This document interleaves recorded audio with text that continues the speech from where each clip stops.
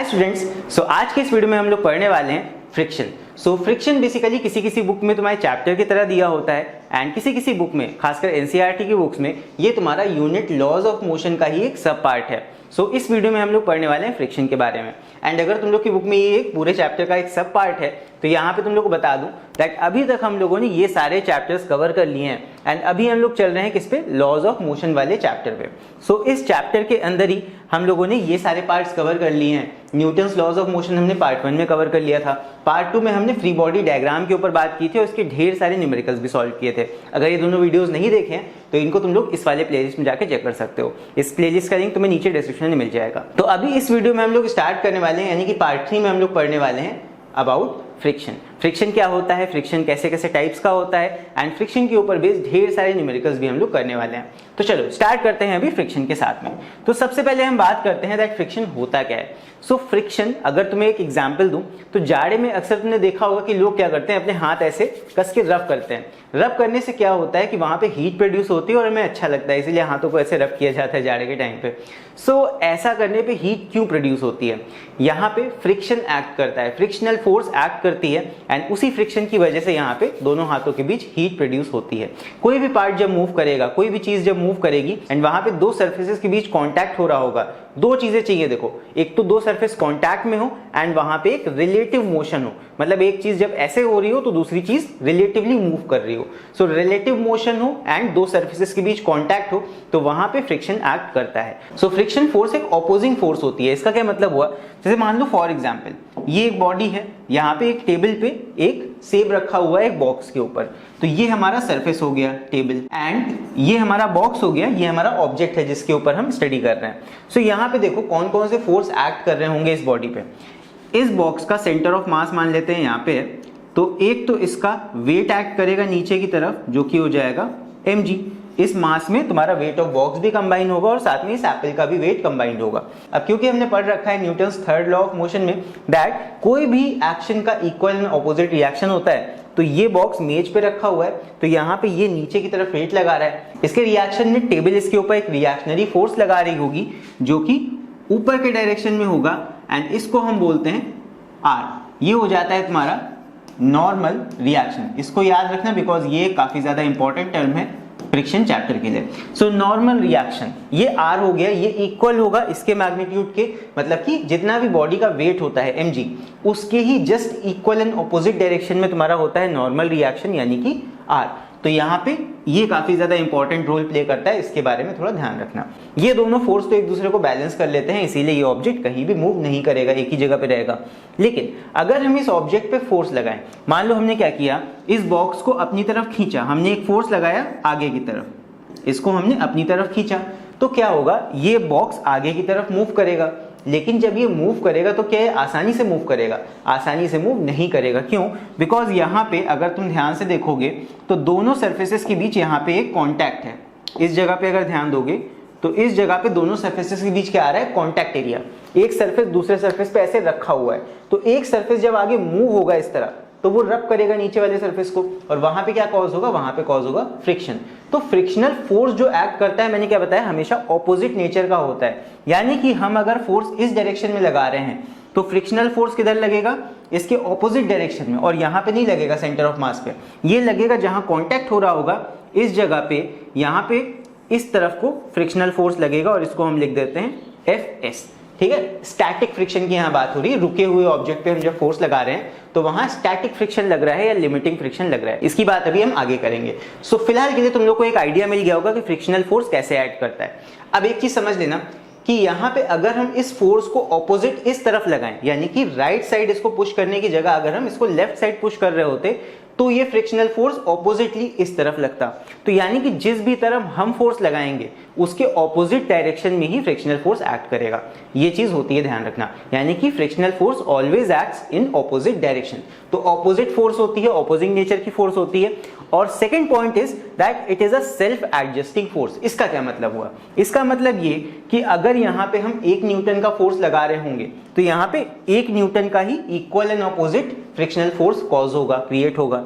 अगर हम यहाँ पे 2 न्यूटन का फोर्स लगाएंगे तो ऑटोमेटिकली यहाँ पे 2 न्यूटन का equal and opposite force, frictional force create हो जाएगा। सो मतलब कि जितना जितना हम फोर्स लगाते जाएंगे उसी के हिसाब से ये बढ़ता जाएगा फ्रिक्शनल फोर्स भी। इसीलिए हम कहते हैं that frictional force is self adjusting force. ठीक है, तो फ्रिक्शनल फोर्स अपने हिसाब से बढ़ता रहता है, जितना हम फोर्स लगा के ऑब्जेक्ट को खींचेंगे उतना ही ऑपोजिट वे में फ्रिक्शनल फोर्स बढ़ता रहेगा। अब यहाँ पे बात आ जाती है दैट ये कब तक होगा। मान लो हम क्या कर रहे हैं, हम इस बॉक्स को पुश करते जा रहे हैं, हमने थोड़ा फोर्स लगाया, फिर हमने और फोर्स लगा के इसको खींचा, फिर हमने और ज्यादा फोर्स लगाया, फिर हमने बहुत ज्यादा फोर्स लगाया, बट एक तो ऐसी लिमिट आएगी ना कि उससे ज्यादा फोर्स लगाने पे बॉक्स खिंच जाएगा। तो यहाँ पे जो ये फ्रिक्शनल फोर्स होता है, यहाँ पे ये जो फ्रिक्शनल फोर्स होता है Fs, इसकी एक लिमिट होती है। यानी कि अगर तुमने मान लो 5 न्यूटन, 6 न्यूटन, 10 न्यूटन तक फोर्स लगा दिया तो एक लिमिट होगी ना कि ये बॉक्स कब तक रुका रहेगा। एक लिमिट आएगी, उससे ज्यादा फोर्स लगाने पे खिंच जाएगा। तो उसी मैक्सिमम फ्रिक्शनल फोर्स को, जो लिमिट होती है फ्रिक्शनल फोर्स की, उस मैक्सिमम फ्रिक्शनल फोर्स को बोला जाता है लिमिटिंग फ्रिक्शन।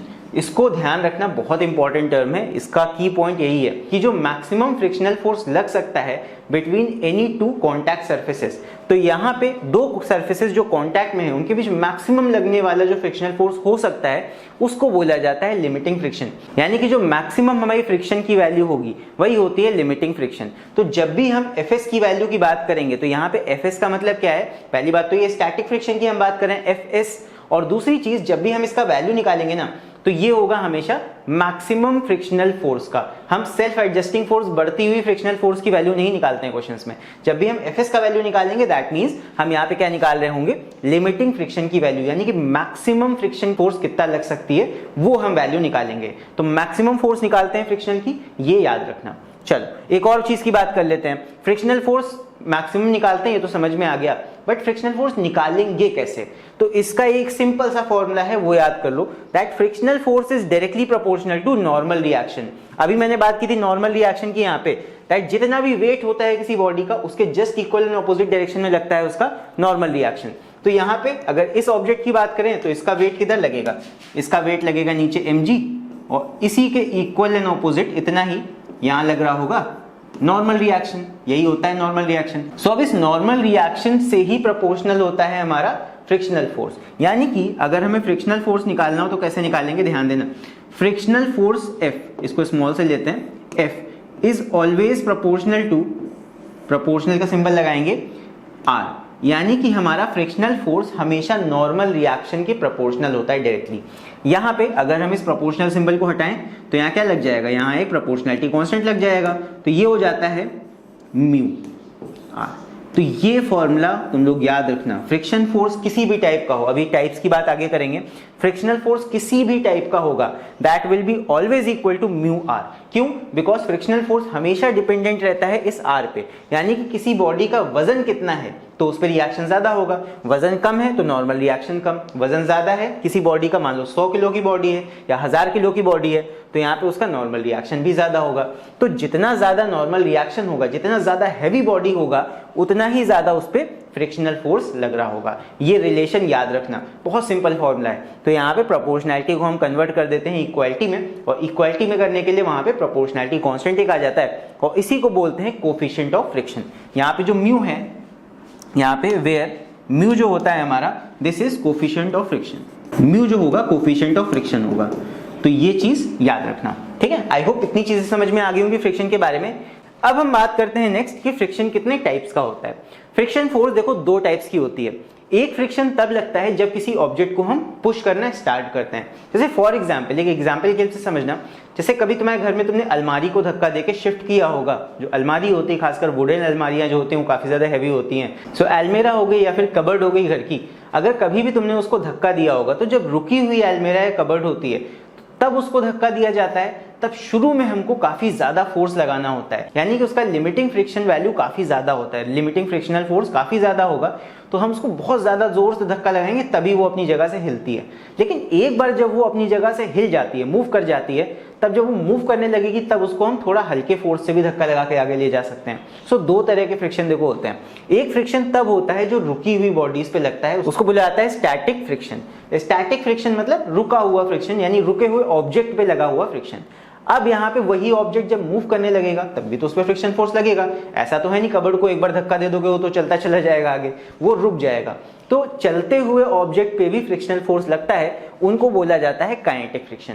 दोनों का ही फॉर्मूला सेम है, F is equal to mu R, F is equal to mu R. बस यहाँ पे जो नीचे ये छोटा सा लेटर लगा है सबस्क्रिप्ट, यहाँ पे सबस्क्रिप्ट हमारा चेंज हो जाता है, Fs आ जाता है स्टैटिक फ्रिक्शन के लिए और काइनेटिक फ्रिक्शन के लिए Fk आ जाता है, K मतलब काइनेटिक। और यहाँ पे जो कोफिशिएंट होता है, कोफिशिएंट में भी mu S stands for coefficient of static friction, और यहाँ पे काइनेटिक फ्रिक्शन के केस में म्यू के क्या बताएगा, that is coefficient of kinetic friction. तो यहाँ पे हम काइनेटिक और स्टैटिक इस तरह लगा सकते हैं। सो फॉर्मूला सेम है, बस टाइप्स यहाँ पे ध्यान रखना।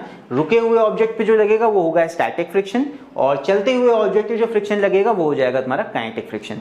अब यहाँ पे चलते हुए ऑब्जेक्ट में भी दो केसेस होते हैं, देख लो। एक होता है स्लाइडिंग फ्रिक्शन, एक होता है तुम्हारा रोलिंग फ्रिक्शन। दोनों में फर्क क्या है समझते हैं। मान लो भाई कबर्ड है, तुम धक्का लगा रहे हो, तो कबर्ड के नीचे कोई भी पहिए नहीं लगे हैं, कबर्ड का सरफेस जस्ट ऐसे जमीन पर रखा हुआ है। तो जब उसको आगे मूव किया जाएगा तो वो घिसता हुआ आगे जाएगा और कहीं ना कहीं यहाँ पे फ्रिक्शनल फोर्स लगेगा। देखो हम फोर्स लगा रहे हैं आगे की तरफ इस तरह, और फ्रिक्शनल फोर्स कैसे एक्ट करेगा, पीछे की तरफ इसको रोकने की कोशिश करेगा। तो इस Fs से ज्यादा जब हम बड़ा फोर्स लगाएंगे, मान लो 10 न्यूटन यहाँ फ्रिक्शन फोर्स लग रहा है, तो अगर हम 11 न्यूटन फोर्स लगाएंगे तभी ये कबर्ड आगे बढ़ना स्टार्ट करेगी, ठीक है। अच्छा यहाँ पे तो ये हो गया, लेकिन कभी भी जैसे हम कार को धक्का लगाते हैं, कार में तो पहिए लगे होते हैं, ठेले को धक्का लगाओगे, साइकिल चलाओगे या फिर बाइक चलाओगे, तो वहां पे जब भी कहीं टायर की बात आ जाती है या बॉल्स की बात आ जाती है जो कि रोल कर सकती हैं, घूम के जा सकती हैं, सो ऐसी चीजों में लगता है रोलिंग फ्रिक्शन।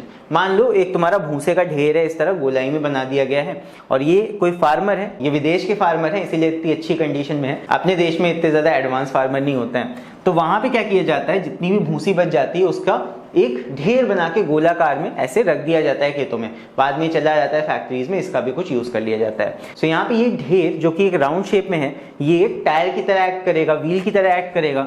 सो यहाँ पे होगा क्या, देखो यहाँ पे ये आदमी इस पे फोर्स लगा रहा है आगे की तरफ इस तरह, तो ये एक तरह से रोटेट करने लगेगा। तो यहाँ पे रोटेशन होगा ऐसे, इस तरह ये एंटी क्लॉकवाइज डायरेक्शन में रोटेट करने लगेगा। भाई धक्का लगाया जा रहा है तो एंटी क्लॉकवाइज रोटेट करके आगे की तरफ बढ़ने लगेगा। तो यहाँ पे फोर्स लग रहा है इधर की तरफ एंड ये मूव कर रहा है एंटी क्लॉकवाइज, तो एंटी क्लॉकवाइज मूव कर रहा है तो फ्रिक्शन किधर लगेगा, फ्रिक्शन जस्ट इसके ऑपोजिट लगेगा, किधर, इस तरफ। ये हो जाएगा इसमें फ्रिक्शनल फोर्स। और ये कौन सा वाला फोर्स होगा, ये रोलिंग फ्रिक्शन होगा, इसलिए Fs नहीं लिखेंगे, यहाँ पे Fr लिखेंगे। इसको मैं अलग कलर से लिख देता हूँ ताकि तुम लोग को दिखाई दे जाए। इसको मैं लिख देता हूँ व्हाइट पेन से। ये हो जाएगा फ्रिक्शनल फोर्स इस तरह, ये हो जाएगा तुम्हारा Fr। इसको बोला जाएगा स्टैटिक नहीं, रोलिंग फ्रिक्शन बोलेंगे इसको।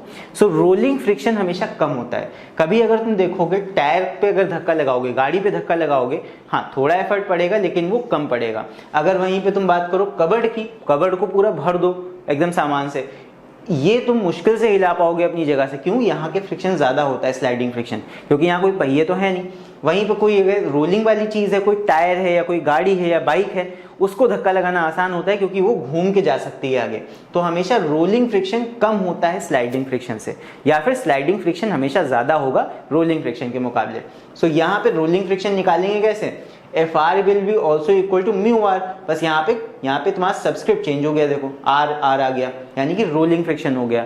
और दूसरी बात मैंने क्या बताई कि स्लाइडिंग फ्रिक्शन फोर्स की वैल्यू हमेशा ज्यादा होगी देन रोलिंग फ्रिक्शन। याद रखना, स्लाइडिंग फ्रिक्शन की वैल्यू हमेशा ज्यादा होगी देन रोलिंग फ्रिक्शन। अब यहाँ चलो बात कर लेते हैं एक और कंपैरिजन की। तीनों को अगर एक साथ लिखें, जितने भी फ्रिक्शन अभी तक हम लोगों ने पढ़े हैं, एक पढ़ा स्लाइडिंग फ्रिक्शन, एक पढ़ा काइनेटिक फ्रिक्शन, एक पढ़ा रोलिंग फ्रिक्शन, तो यहाँ पे एक सीक्वेंस में देखते हैं कौन सा वाला किससे ज्यादा होता है। सबसे कम वैल्यू होती है रोलिंग फ्रिक्शन की। किसी चीज को रोल कराना बहुत आसान होता है, कम फोर्स में भी काम हो जाता है। फिर उसके बाद सेकंड चीज आती है चलते हुए ऑब्जेक्ट पे धक्का लगाना, यानी कि कोई चलता हुआ कबर्ड है, कोई हिला दिया है कबर्ड किसी ने पहले से, उस पे धक्का लगाओगे तो थोड़ा आराम से वो मूव कर जाएगा। तो सेकंड नंबर पे आता है काइनेटिक फ्रिक्शन। फिर सबसे ज्यादा अमाउंट में फोर्स लगता है शुरुआती धक्का लगाने में, यानी कि स्लाइडिंग फ्रिक्शन सबसे ज्यादा होता है। किसी चीज को, रुकी हुई चीज को स्लाइड कराने में सबसे ज्यादा तुमको फोर्स लगाना पड़ेगा।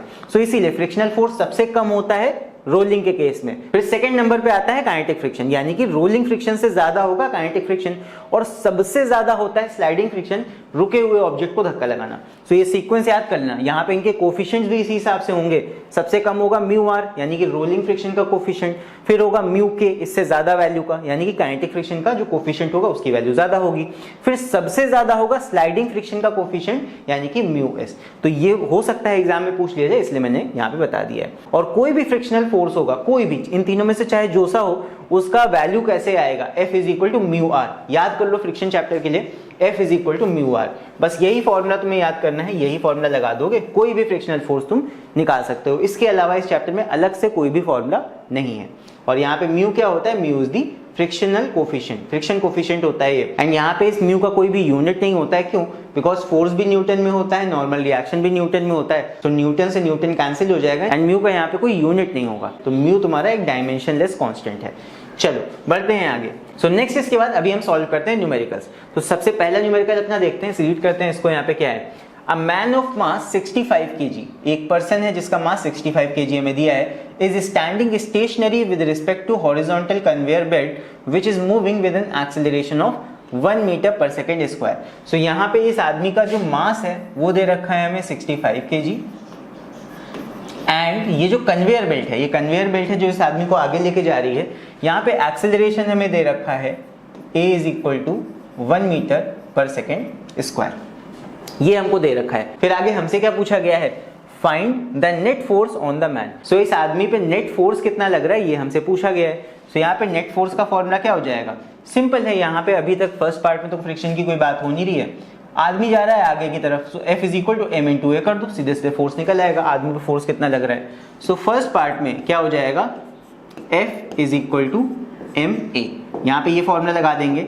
सो इससे आ जाएगा F is equal to mass कितना दिया है 65 मल्टीप्लाई बाय ए कितना है 1 मीटर पर सेकेंड, तो ये आ जाएगा 65 न्यूटन। फर्स्ट पार्ट में इतना आ गया। सेकेंड पार्ट में हमसे पूछा गया है, if the coefficient of static friction between the shoes of the man and the belt is 0.2, मतलब हमें ये दिया हुआ है कि आदमी के जूते जो हैं शूज और इस कन्वेयर बेल्ट के बीच जो कोफिशिएंट ऑफ फ्रिक्शन है यहाँ पे, that mu is equal to कितना दे रखा है 0.2। सो म्यू का वैल्यू हमें 0.2 दे रखा है friction coefficient. Up to what acceleration of the belt can the man continue to remain stationary relative to the belt. अब यहाँ हमसे क्या पूछा है वो चीज समझना। यहाँ पे कह रहा है कि बताओ इस कन्वेयर बेल्ट को हम मैक्सिमम कितने एक्सेलरेशन से आगे ले जा सकते हैं। यहाँ पे हमें ए मैक्स का वैल्यू बताना है, इस कन्वेयर बेल्ट को हम कितने मैक्सिमम एक्सेलरेशन के साथ आगे ले जा सकते हैं जब तक आदमी स्लिप ना कर जाए इस कन्वेयर बेल्ट से। तो स्लिप ना कर जाए इसके लिए क्या निकालना पड़ेगा, इसके लिए हमें लिमिटिंग फ्रिक्शन निकालना पड़ेगा कि कम से कम कितना फोर्स लगाएं कि ये अपनी जगह से स्लिप हो जाए। सो यहाँ पे सेकंड पार्ट के लिए हम क्या निकालते हैं, पहले लिमिटिंग फ्रिक्शन का वैल्यू निकालते हैं। सो सेकंड पार्ट में लिमिटिंग फ्रिक्शन का वैल्यू निकालते हैं कि कितना होगा। So limiting friction Fs is equal to क्या होता है mu S R, F is equal to mu R, बस इतना फॉर्मूला याद कर लो। यहाँ पे स्टैटिक फ्रिक्शन या लिमिटिंग फ्रिक्शन हम निकाल रहे हैं, सो यहाँ पे F is equal to mu S R हो गया। म्यू एस का वैल्यू हमें कितना दे रखा है, जूते और कन्वेयर बेल्ट के बीच म्यू का वैल्यू है 0.2। नॉर्मल रिएक्शन यानी कि mg, भाई आदमी का जितना वजन होगा उसी के नॉर्मल रिएक्शन यानी इक्वल एंड अपोजिट हो जाएगा। सो नॉर्मल रिएक्शन का वैल्यू कितना हो जाएगा m इंटू जी। जी का वैल्यू देखो हमें कहीं दे रखा होगा, ये दे रखा है 9.8। सो यहाँ पे mg रख दो सीधे, आदमी का वजन, मास दिया है 65 मल्टीप्लाई बाय 9.8, ये हो जाएगा उसका वेट। अब यहाँ पे चाहो तो इसको मल्टीप्लाई करके सॉल्व कर लो, 9.8 इंटू 0.2 कर लोगे, ये आ जाएगा 1.96 मल्टीप्लाई बाय 65, इसको अभी ऐसे ही छोड़ दो।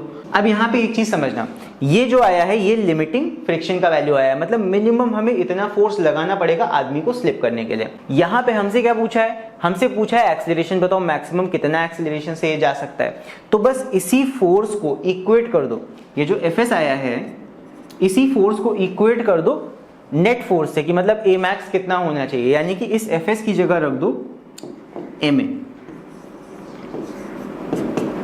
और इज इक्वल टू जो आगे वैल्यू रखा है वो ऐसे ही रखा रहने दो 1.96 इंटू 65। क्योंकि हमें फोर्स नहीं पूछा, हमसे एक्सेलरेशन पूछा है, तो Fs की जगह मैंने ma वैल्यू रख दिया।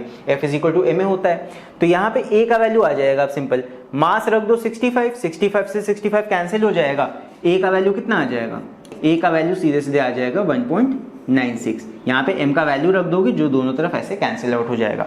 सो a का वैल्यू कितना आ गया 1.96 मीटर पर सेकेंड स्क्वायर। ये आ जाएगा हमारा आंसर। मतलब इतना मैक्सिमम एक्सेलरेशन के साथ कन्वेयर बेल्ट को हम आगे मूव करा सकते हैं जब तक ये आदमी स्लिप नहीं करेगा। इससे ज्यादा तुम जाओगे, मान लो 1.97 मीटर पर सेकंड स्क्वायर की एक्सेलरेशन से तुमने मूव करा दिया कन्वेयर बेल्ट को, तो यहाँ पे आदमी स्लिप कर जाएगा और गिर जाएगा नीचे। सो ये चीज है। सो आई होप ये चीज तुम लोग को समझ में आ गई होगी। ये वाला क्वेश्चन पूरा देख लो यहाँ पे। सो आई होप समझ में आ गया हो गए।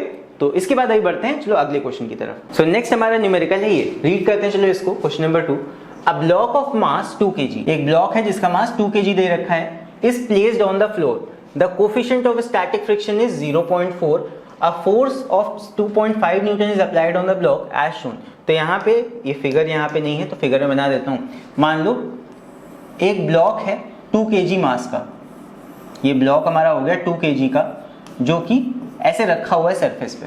फिर हमसे क्या कहा गया, the coefficient of static friction is 0.4, static friction का कोफिशिएंट यानी कि म्यू एस ये हमें दे रखा है 0.4। ये स्टैटिक फ्रिक्शन का कोफिशिएंट कहाँ होगा, इन दोनों सरफेस के बीच यहाँ कहीं होगा।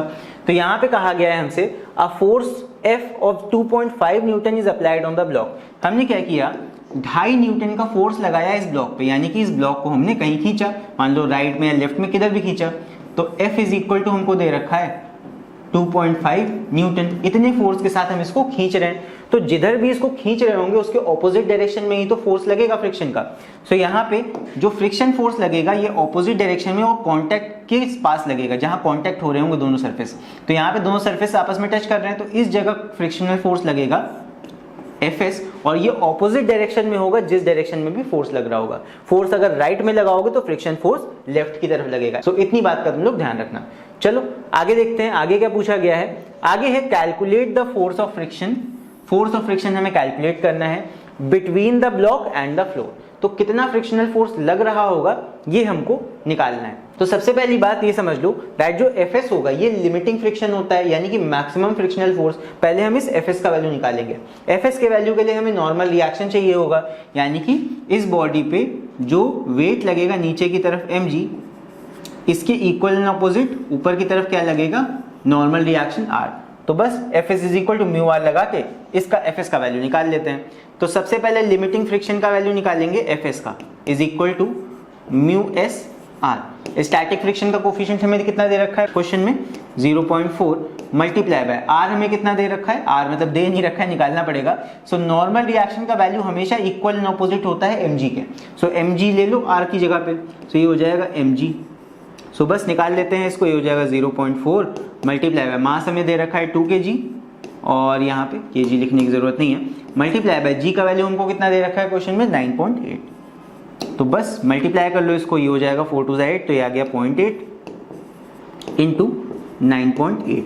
मल्टीप्लाई कर लो, 8 8 64 आ जाएगा, 6 कैरी जाएगा यहाँ पे, 8 9 72, ये हो जाएगा 78, और यहाँ पे पॉइंट लगेगा 2 के बाद, तो 7.84 आ गया है। ये आ गया तुम्हारा फोर्स है, न्यूटन हो जाएगा सिंपल। तो इतना Fs का वैल्यू आ गया।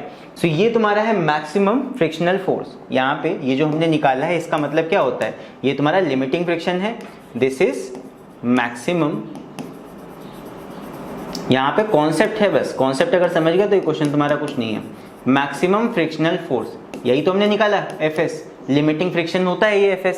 तो मैक्सिमम फ्रिक्शनल फोर्स कितना आया, 7.84। इसका मतलब क्या है कि हमें कम से कम इतना फोर्स लगाना पड़ेगा, इतना धक्का देना पड़ेगा, तब जाके ये बॉक्स अपनी जगह से हिलेगा। सो 7.84 न्यूटन का फोर्स लगेगा तभी ये बॉक्स अपनी जगह से हिलेगा।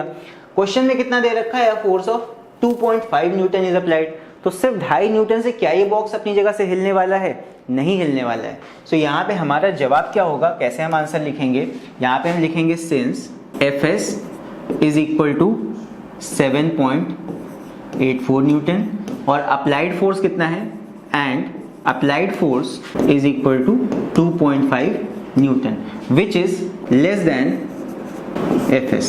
तो क्योंकि हमारा अप्लाइड फोर्स बहुत कम है, बहुत छोटा है लिमिटिंग फ्रिक्शनल फोर्स के मुकाबले, मतलब कि जरूरत है इतनी फोर्स की बॉक्स को हिलाने के लिए, हम लगा रहे हैं 2.5 न्यूटन का फोर्स।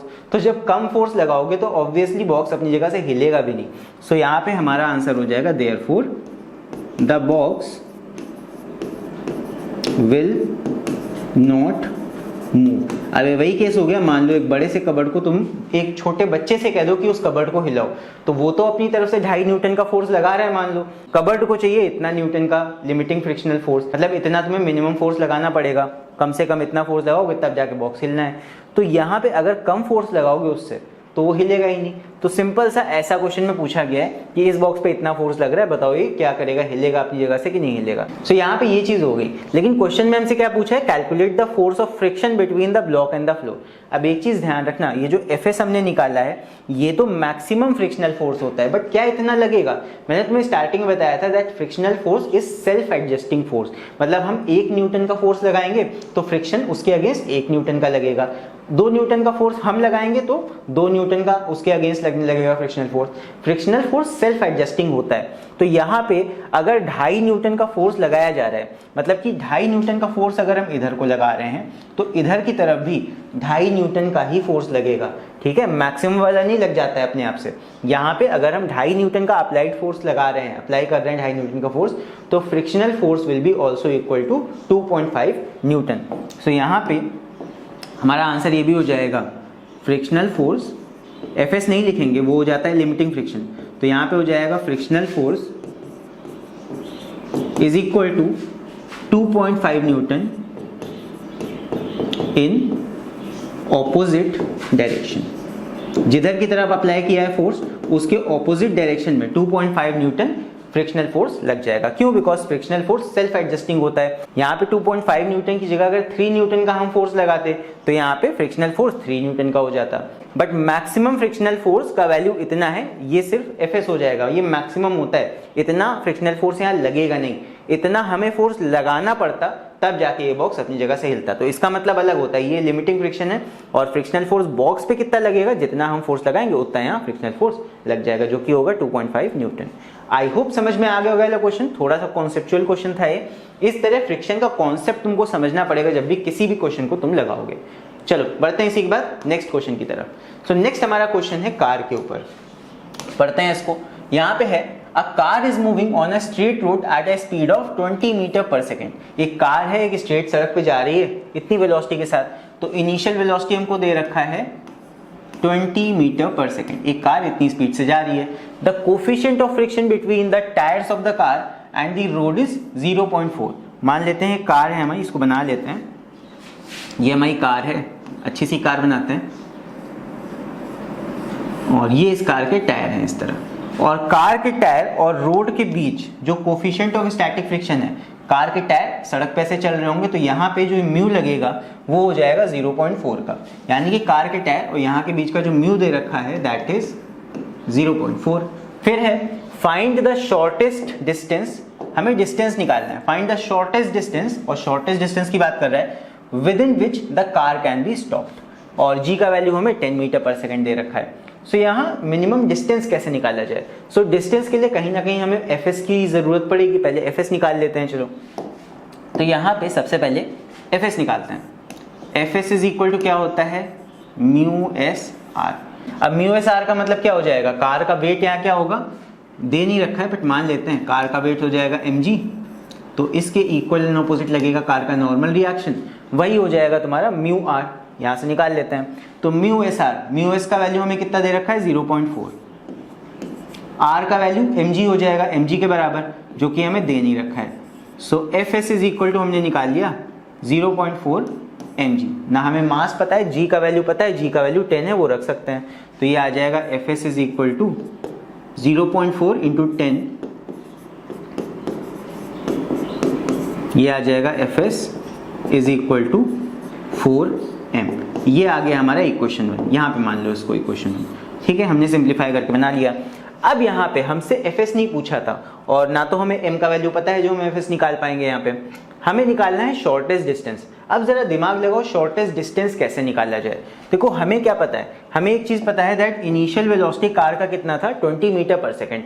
फिर हमसे ये भी कहा गया है द कोफिशिएंट ऑफ फ्रिक्शन, ये सब दिया हुआ है। फिर कहा गया है find the shortest distance with in which the car can be stopped, मतलब कार को हमें रोकना है, यानी कि हमें कार का फाइनल वेलोसिटी कितना करना है, 0 करना है। तो हमें फाइनल वेलोसिटी पता है, इनिशियल वेलोसिटी पता है, डिस्टेंस हमें निकालना है, यानी कि s is equal to question mark है।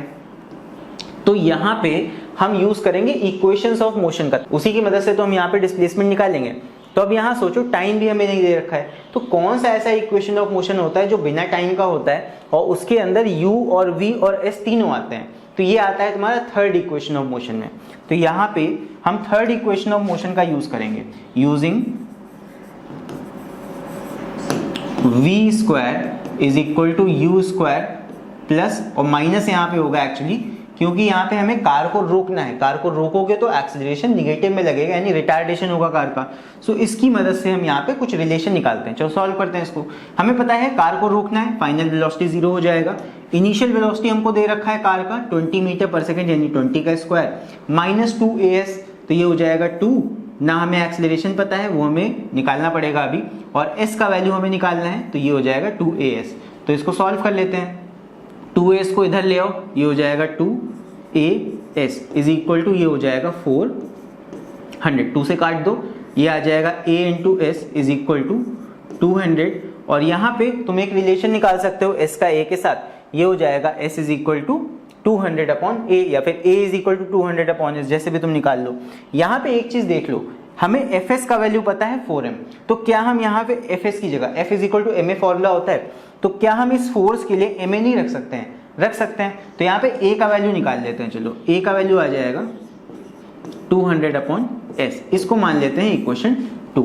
नाउ अब हम क्या करने वाले हैं, ध्यान देना है यहाँ पे। अब हम इन्हीं दोनों इक्वेशन का यूज करके यहाँ पे अपना डिस्टेंस निकाल लेंगे। तो यहाँ पे यूजिंग इक्वेशन 1, फर्स्ट इक्वेशन को देखो, f is equal to 4m आया है, यहाँ पे f इज इक्वल टू लगा दो ma इस जगह पे। So fs is equal to ma लगा देंगे, ये हो जाएगा ma इज इक्वल टू कितना 4m, ये आ गया। यहाँ पे m से m कट जाएगा, बचेगा कितना, a is equal to 4, a is equal to 4 आया यहाँ पे। और एक्चुअली इस वाले इक्वेशन को थोड़ा सा ऐसे बना लो, ज्यादा अच्छा रहेगा। यहाँ पे हम s के लिए बना लेते हैं, s is equal to 200 divide by a। s का वैल्यू निकालने के लिए a का वैल्यू रख देंगे तो s आ जाएगा। तो a का वैल्यू यहाँ से निकाल लो, सॉल्व करो उसको, m से m कट जाएगा, यहाँ पे आ जाएगा a is equal to 4 metre per second square, यानी कि हमें इतने रिटार्डेशन से, मिनिमम इतने रिटार्डेशन से कार को स्टॉप करना पड़ेगा ताकि यहाँ पे कार हमारी स्टॉप कर जाए। इतने रिटार्डेशन से कार को स्टॉप करना है। अब यहाँ पे a का वैल्यू यहाँ रख दो तो मिनिमम डिस्टेंस निकल आएगा। सो बस putting this in this equation क्या हो जाएगा, s will be equal to कितना 200 अपॉन a, यानी कि 200 डिवाइड बाय 4, ये आ जाएगा 4 5 20 और आगे 0 और s है तो ये आ जाएगा मीटर्स, यानी कि 50 मीटर वो मिनिमम डिस्टेंस होगा। इतने रिटार्डेशन के साथ अगर हम कार को स्टॉप करना चाहेंगे सो 50 मीटर लगेंगे कार को स्टॉप होने में कंप्लीटली। ठीक है, सो मिनिमम डिस्टेंस हमने निकाल लिया है। सो आई होप ये वाला क्वेश्चन भी तुम लोग को समझ में आ गया होगा। चाहो तो यहाँ पे देख लो, और इस सॉल्यूशन का जितने भी हम यहाँ पे क्वेश्चंस कर रहे हैं पूरा पीडीएफ में सेशन के एंड में तुम्हें नीचे डिस्क्रिप्शन प्रोवाइड कर दूंगा, सो वहां से जाके उसको देख लेना। आई होप समझ में आ गया होगा ये क्वेश्चन। चलो बढ़ते हैं इसी के बाद अगले क्वेश्चन की तरफ। सो नेक्स्ट हमारा क्वेश्चन है ये, रीड करते हैं चलो इसको। सो यहाँ पे दे रखा है a fireman of mass 80 kg slides down a pole during a rescue mission. एक फायरमैन है जो कि पोल से नीचे ऐसे उतर रहा है, ये मान लेते हैं हमारा पोल है, पोल का मतलब एक खंबा है, और इसमें से एक फायरमैन नीचे आ रहा है। ये हमारा फायरमैन हो गया, इस तरह खंबे को पकड़ के फिसल के नीचे की तरफ मूव कर रहा है। फिर है, और इसका मास भी हमें दे रखा है 80 kg, मास मैंने यहीं पे मार्क कर दिया है। The force of friction is constant eight 720 Newton. यहाँ पे हमें दे रखा है कि फोर्स ऑफ फ्रिक्शन इस पे हमेशा लग रही है 720 न्यूटन की, यानी कि जब ये नीचे फिसल के आ रहा होगा तो मूव तो ये नीचे को कर रहा है, लेकिन इस पे फ्रिक्शनल फोर्स लगेगा Fs जो कि है, और ये Fs भी नहीं होगा, Fk होगा यहाँ पे, बिकॉज मूव करती हुई बॉडी पे जो फ्रिक्शनल फोर्स लग रहा है ये है 720 न्यूटन का। ये हमको दे रखा है और g का वैल्यू हमें 10 दे रखा है, यानी कि ये इतने एक्सीलरेशन से नीचे आएगा। g का वैल्यू हमें दे रखा है लेकिन ये a होगा एक्चुअली, क्योंकि कुछ यहाँ फ्रिक्शन लगेगा जो इसको रोकेगा। सो यहाँ पे सोच के देखो इस बॉडी पे कौन कौन से फोर्सेस लग रहे हैं। इसका फ्री बॉडी डायग्राम अगर हम बनाएं, ये मान लो हमारा पर्सन है, चाहे पर्सन हो चाहे कोई भी ऑब्जेक्ट हो, फ्री बॉडी डायग्राम में हम हर चीज को बॉक्स के फॉर्म में बना देते हैं। ये हमारा पर्सन हो गया। कौन कौन से फोर्सेस इस पे लग रहे हैं, एक तो फ्रिक्शन फोर्स लग रहा है ऊपर की तरफ, जहां पे कांटेक्ट हो रहा होगा इस जगह लगेगा फ्रिक्शनल फोर्स Fs, जो कि है 720 न्यूटन का। एक तो ये फोर्स हो गया। फिर आदमी नीचे की तरफ आ रहा है, मतलब फ्री फॉल हो रहा है एक तरह से, उसका फ्री फॉल भी नहीं, तो ये लगेगा mg वेट, ये हो गया। और कितने एक्सीलरेशन से नीचे आएगा, देखो कुछ फ्रिक्शनल फोर्स इस mg को कम करेगा, मतलब नीचे वाले फोर्स को ये वाला फ्रिक्शनल फोर्स काटेगा। तो कहीं ना कहीं नेट एक्सीलरेशन आदमी का हो रहा है नीचे की तरफ, हमें नहीं दे रखा है विद फाइंड द एक्सीलरेशन, यही a हमें निकालना है कि कितने एक्सीलरेशन से आदमी नीचे आ रहा होगा। सो बस ये बन गया free body diagram. Last video में मैंने तुम लोग को बताया था कैसे इसका इक्वेशन बना के सॉल्व करना होता है, बस इक्वेशन लगा दो। नेट एक्सीलरेशन इधर होगा, उधर का फोर्स पॉजिटिव मानना है, इक्वेशन क्या बनेगा, ये हो जाएगा mg माइनस अपोजिट वाला जो फोर्स है वो माइनस होगा, यहाँ Fs का वैल्यू 720 दे रखा है, डायरेक्ट मैं इसको 720 लूंगा, तो mg में से माइनस किया 720, that will be equal to ma। ma का मतलब जितने एक्सीलरेशन से बॉडी नीचे आ रहा होगा, ma यहाँ रख दो m इंटू a। ये हो गया, बन गया इक्वेशन। इसको सॉल्व कर लो, a का वैल्यू निकाल लो। तो यहाँ से इसको इधर ले आओ, 720 को उधर भेज दो, ये हो जाएगा mg minus ma is equal to 720। ये आ जाएगा m g minus a is equal to 720, और ये आ जाएगा g माइनस a। g का वैल्यू हमें दे रखा है 10 और a का वैल्यू हमें निकालना है, और मास भी हमको कितना दे रखा है बॉडी का 80, मतलब पर्सन का मास 80 kg है, और ये हो जाएगा g का value 10 minus a is equal to 720। यहाँ पे 80 से कैंसिल कर दो बोथ साइड, कितना हो जाएगा, ये आ जाएगा 0 0 कैंसिल, 8 9 ज़ा 72, ये आ जाएगा 9 8 1 ज़ा 8। आगे सॉल्व करते हैं इसको, तो ये हो जाएगा कितना 10 minus a is equal to 9, a को इधर भेज दो 9 को इधर, तो हो जाएगा 10 minus 9 is equal to a, यानी कि a का वैल्यू कितना आ गया 1 metre per second square. So a का वैल्यू कितना आ जाएगा 1 मीटर पर सेकेंड स्क्वायर। सो इतना फ्रिक्शन आदमी पे लग रहा है, mg वैसे तो उसको ज़्यादा तेज़ी से फॉल करना चाहिए था, मतलब अगर बिना सीढ़ी के वो फॉल करेगा तो ऑब्वियस सी बात है ज़्यादा तेज़ी से कहीं गिरेगा, बट क्योंकि सीढ़ी पे वो पकड़ के ऐसे नीचे फिसल रहा होगा तो वहाँ पे फ्रिक्शनल फोर्स भी लग रहा है। सो इसीलिए नेट एक्सीलरेशन जो आदमी पे लगेगा वो कितना लगेगा 1 मीटर पर सेकेंड स्क्वायर का, 10 मीटर पर सेकेंड स्क्वायर का नहीं लगेगा, 1 मीटर पर सेकेंड स्क्वायर का ही लगेगा। क्यों, बिकॉज एक फ्रिक्शन ऐड कर रहा है, आदमी सीढ़ी पकड़ के नीचे आ रहा है स्लाइड होके, तो कहीं ना कहीं कम एक्सीलरेशन के साथ वो आएगा और वो बच जाएगा। आई होप क्वेश्चन तुम लोग को समझ में आ गया होगा कैसे हम लोगों ने इसको सॉल्व किया है। मेन चीज यहाँ पे फ्री बॉडी डायग्राम को बना के सॉल्व करना था, हमने बना लिया, इक्वेशन बना लिया, सॉल्व कर दिया, एक्सीलरेशन यहाँ पे निकल के आ गया। सो आई होप समझ में आ गया होगा। चलो बढ़ते हैं अभी अगले क्वेश्चन की तरफ। सो यहाँ पे क्वेश्चन नंबर 5 है, 2 blocks each of mass 3 kg, 3 kg के 2 ब्लॉक्स हैं, are connected by light cord and placed on a rough horizontal surface. So यहाँ पे दो हमने ब्लॉक्स लिए जिनका मास 3 kg का है और दोनों को एक रस्सी से बांध दिया है। सो यहाँ पे इसका फिगर बना लेते हैं, चलो ताकि ज़्यादा समझ में आए। यहाँ पे एक रफ सरफेस पे 2 ब्लॉक्स को इस तरह रख दिया गया है, एक ब्लॉक ये है, एक ब्लॉक हमारा ये है, और दोनों का ही मास जो है वो 3 kg है, ये भी 3 kg का है और ये वाला बॉक्स भी 3 kg का ही है, और यहाँ पे इन दोनों को रस्सी से बांधा हुआ है। फिर आगे कहा गया है when a horizontal force of 20 Newton is applied on 1 block, मतलब एक ब्लॉक पे 20 न्यूटन का फोर्स अप्लाई किया है इस तरह। So F is equal to 20 newton मान लो इस वाले ब्लॉक पे हमने लगा दिया। फिर आगे है an acceleration of 0.5 metre per second square is produced in each block. So दोनों ही ब्लॉक्स में कितना एक्सेलरेशन प्रोड्यूस हो रहा है 0.5 मीटर पर सेकेंड स्क्वायर का। फिर आगे है is produce in each block, find the tension in the string and the frictional force which is same on the 2 blocks. So यहाँ पे हमसे पूछा गया है कि टेंशन निकालो स्ट्रिंग में और फ्रिक्शनल फोर्स निकालो। सो कैसे निकालेंगे देखते हैं। पहले यहाँ पे सारी चीज़ों को मार्क कर दो, टेंशन निकालनी है और फ्रिक्शनल फोर्स यानी कि Fs निकालना है। सो जब हम ब्लॉक्स को इधर की तरफ खींचेंगे तो फ्रिक्शन ऑलवेज ऑपोजिट डायरेक्शन में एक्ट करता है। सो यहाँ पे F इधर की तरफ है तो Fs यानी कि फ्रिक्शनल फोर्स किधर की तरफ एक्ट करेगा, इधर की तरफ। सेम इसी तरह बॉक्स जाएगा आगे को तो इस पे फ्रिक्शनल फोर्स किधर को एक्ट करेगा, इधर की तरफ। ये हो गया, सबके डायग्राम बन गए। अब हम यहाँ पे टेंशन भी मार्क कर देते हैं। अच्छा, इस बॉक्स पे टेंशन देंगे तो इधर की तरफ टेंशन होगा, इस बॉक्स को देखोगे तो इसके लिए टेंशन इधर की तरफ होगा। सो बस दोनों बॉक्सेस के फ्री बॉडी डायग्राम बना के हमने सारे फोर्सेस मार्क कर दिए हैं। अब यहाँ पे दोनों का इक्वेशन बना लेते हैं जल्दी से। सो पहले बॉक्स के लिए अगर इक्वेशन बनाएंगे फॉर फर्स्ट बॉक्स, इस वाले बॉक्स के लिए इसको फर्स्ट मान लेते हैं, इसको सेकंड मान लेते हैं। तो पहले बॉक्स के लिए इक्वेशन बनेगा, क्या आएगा, फर्स्ट बॉक्स के लिए इक्वेशन बनेगा जिधर की तरफ एक्सीलरेशन, मूव तो दोनों आगे को ही करेंगे ना, सो इधर की तरफ यानी कि राइट की तरफ की चीजों को पॉजिटिव मानो, लेफ्ट की तरफ की चीजों को नेगेटिव। सो राइट में क्या है, इस वाले बॉक्स के लिए देखो टी, सो ये बनेगा टी माइनस इधर की तरफ क्या है F S is equal to M A. M A कितना हो जाएगा, एम तुम्हारा 3 kg दे रखा है इस बॉक्स का, और नेट एक्सेलरेशन पूरे पे कितना हमें दिया हुआ है 0.5, ये क्वेश्चन में पढ़ लो, यहाँ दिया है एक्सेलरेशन 0.5 मीटर पर सेकंड दोनों ही बॉक्सेस में प्रोड्यूस हुआ है।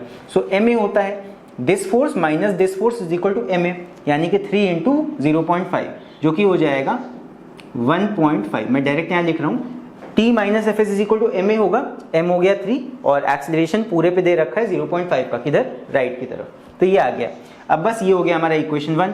सेकेंड बॉक्स के लिए इक्वेशन बना लो, सेकेंड बॉक्स के लिए इक्वेशन बना लो, क्या बनेगा, सेकेंड बॉक्स के लिए देखो टोटल एक्सेलरेशन उधर की तरफ जा रहा है, तो यानी कि हो जाएगा F, यानी कि 20, F की जगह 20 में लिखूंगा, माइनस इधर का फोर्स माइनस इधर का फोर्स, इधर के फोर्स क्या है T minus F S, T भी इधर ही को है माइनस T हो गया, माइनस एफ एस भी इधर ही को हो गया, इज इक्वल टू क्या हो जाएगा एम ए।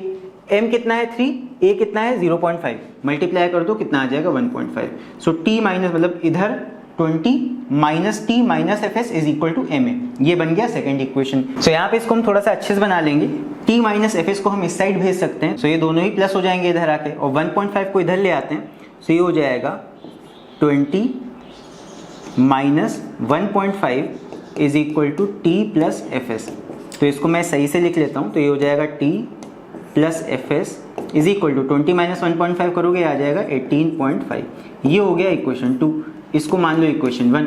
सो यहाँ पे सॉल्विंग 1 एंड 2 साइमल्टेनियसली, इन दोनों इक्वेशन को साइमल्टेनियसली सॉल्व कर दो। एक बार इन दोनों को ऐड कर देते हैं, ऐड करेंगे तो क्या होगा, यहाँ पे माइनस एफ एस और प्लस एफ एस कट जाएगा, सिंपल है। तो यहाँ पे बस सॉल्व करना है इनको, तो solving both the equation simultaneously आ जाएगा, एडिंग कर दो दोनों को, यहाँ पे लिख दो चाहे तो, एडिंग 1 एंड 2, फर्स्ट और सेकंड इक्वेशन को ऐड कर दो, t प्लस टी 2t हो जाएगा, minus F S plus F S cut जाएगा, और 1.5 प्लस 18.5 आ जाएगा। सो 2t इज इक्वल टू आ गया 1.5 प्लस 18.5, ये आ जाएगा कितना 20, और ये हो जाएगा t is equal to 20 divide by 2, 2 को इधर डिवाइड में ले आओ, so t is equal to कितना आ जाएगा 10 न्यूटन, यानी कि धागे में जो बीच में रस्सी बंधी है धागा है उसमें टेंशन कितनी है 10 न्यूटन की टेंशन आ गई।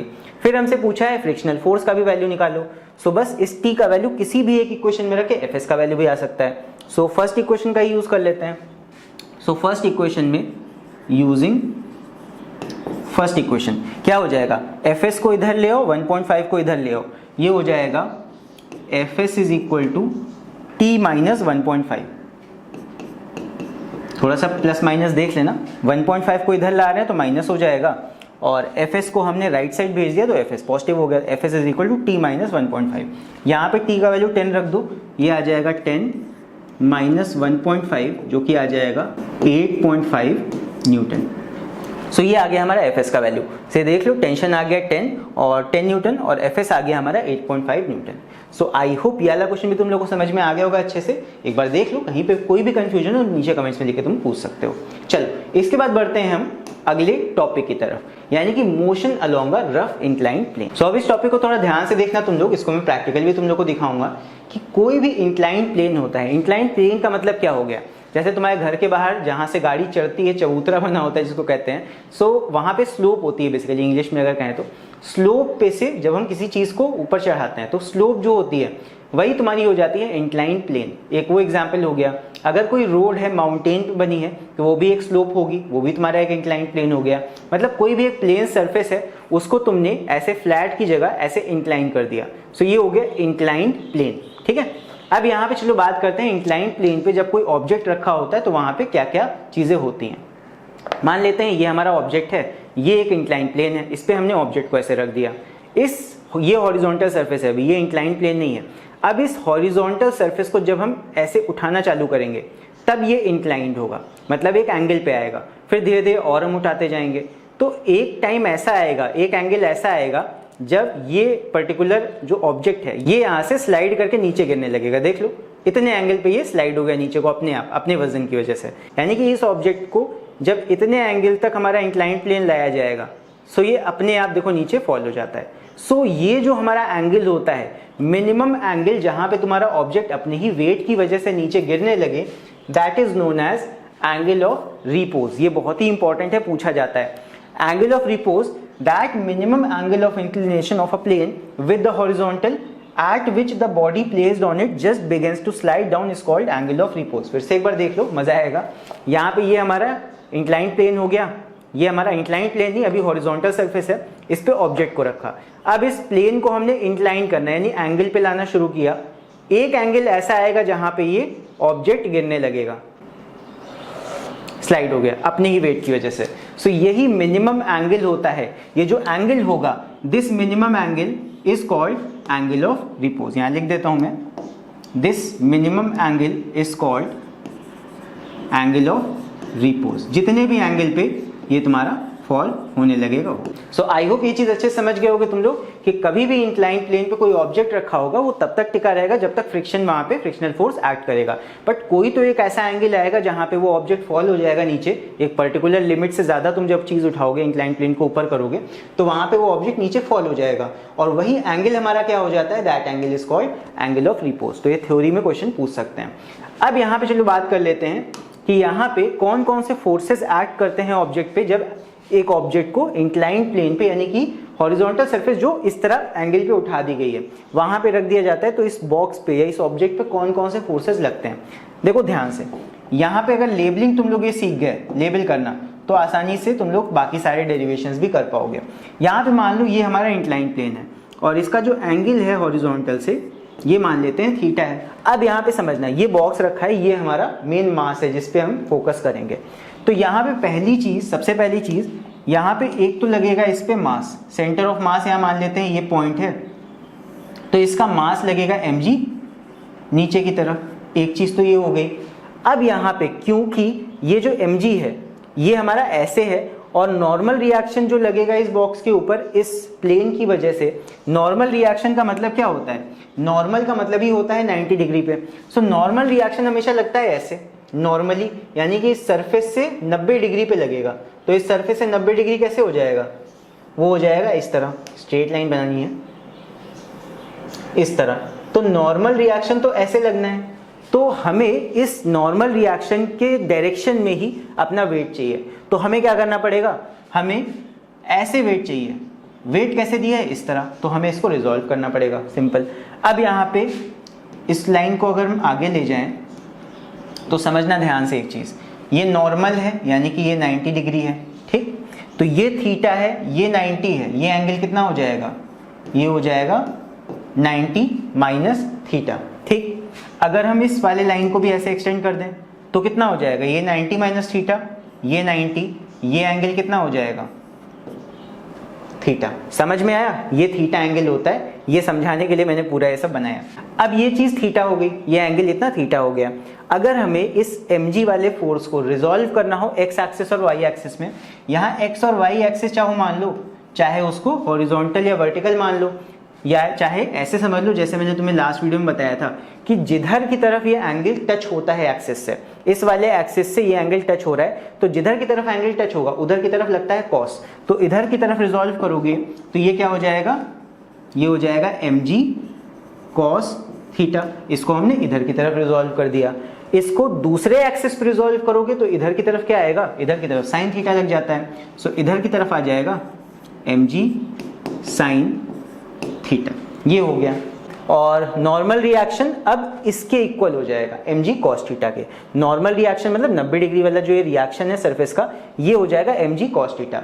और जब हम μs निकालेंगे मतलब fs निकालेंगे तो fs इज इक्वल टू क्या हो जाएगा, μs r, और r तुम्हारा बराबर हो जाएगा mg cos थीटा के। क्यों, बिकॉज बॉक्स अब हॉरिजॉन्टल पे नहीं रखा है, वो रखा है इंक्लाइंड प्लेन पे।